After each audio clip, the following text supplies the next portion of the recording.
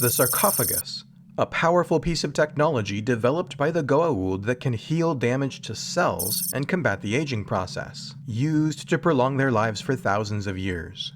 But the sarcophagus also has dangerous side effects, leaving a user increasingly susceptible to their darker impulses. From the Greek flesh-eating, the sarcophagus is a familiar artifact from ancient Egypt. Carved stone coffins used for the burial of pharaohs and other important figures after their embalming. They were used by the Egyptian pharaohs beginning in the 3rd millennium BCE. But when Jack O'Neill and Daniel Jackson joined the first team through the Stargate to the planet Abydos, they discovered a sarcophagus of a very different kind. An advanced technology used by the alien Ra to heal injuries and preserve his impossibly long life. Jackson himself experienced the device firsthand when Ra brought him back to life after he was shot with a staff weapon. Ra was an alien who had discovered primitive humans on Earth some 10,000 years ago. He took a young boy as his host and found his body easy to repair, leading countless other Goa'uld to follow suit and choose humans as their preferred host species. With the sarcophagus technology, they could rejuvenate the human body over and over again, maintaining a youthful appearance and extending their own lifespan for millennia.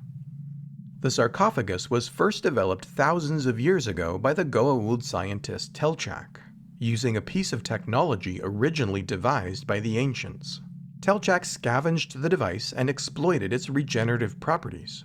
That device is so powerful that its unmediated effects on the human body proved devastating. But through extensive research and experimentation, Telchak was able to moderate the effects and create the sarcophagus. This work might have been conducted on Earth, as Telchak's device was ultimately found in Central America, in modern-day Honduras, where it may have been the source of the legendary Fountain of Youth. Thus, while the original ancient device contains an energy powerful enough even to animate non-living tissue, the sarcophagus itself is not so powerful. It can boost longevity, heal injuries, and revive someone who is critically injured, but once a person has been gone so long that all cellular activity has ceased, it cannot literally raise them from the dead. It also cannot restore someone whose brain is no longer intact. In cases such as that of the System Lord Yu, who was one of the oldest among the Goa'uld, the sarcophagus was also ultimately unsuccessful in staving off the slow onset of dementia. The Goa'uld sarcophagus is a rectangular container approximately 3 meters in length and 1 meter in height, with circular designs on both ends that conceal the device's inner mechanisms. A large red jewel may decorate the top panel, which when slid to the side will open or close the sarcophagus. The device is inlaid with golden hieroglyphs, in keeping with the Egyptian aesthetic common to the ships and facilities of many Goa'uld system lords. 2 large panels on the top of the sarcophagus retract to expose the center, where a user lays down flat. There they are surrounded by a series of flat panels from which emanates the technology's rejuvenating energy. The device is only activated after the upper panels close, leaving the user temporarily sealed inside. Depending on the injury, the healing process can be completed in a matter of minutes or even seconds, though longer sessions may be required to heal more severe injuries or to stave off more systemic degradation. Use of the sarcophagus is sometimes associated with sleep, with the occupant regaining consciousness only when the cycle completes and the device opens again. Over time, the Goa'uld began using this technology for more than just healing injuries. Regular sessions inside the sarcophagus were found to have therapeutic effects, slowing or preventing the aging process. Sarcophagi became commonplace inside Goa'uld motherships and bases, and access to such a power no doubt contributed to their ability to pose as gods to primitive human societies, benevolently healing the sick, reviving the dead, and displaying their own invulnerability to illness, aging, or death.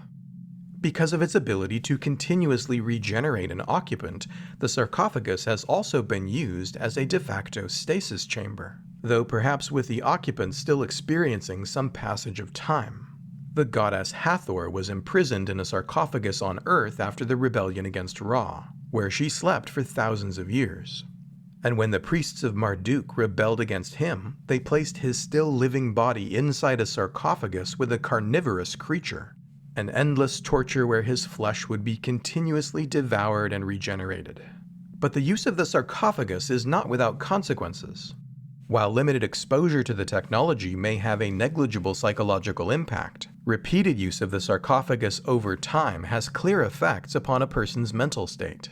Users become increasingly self-preoccupied, with an inflated sense of self and a compromised moral compass.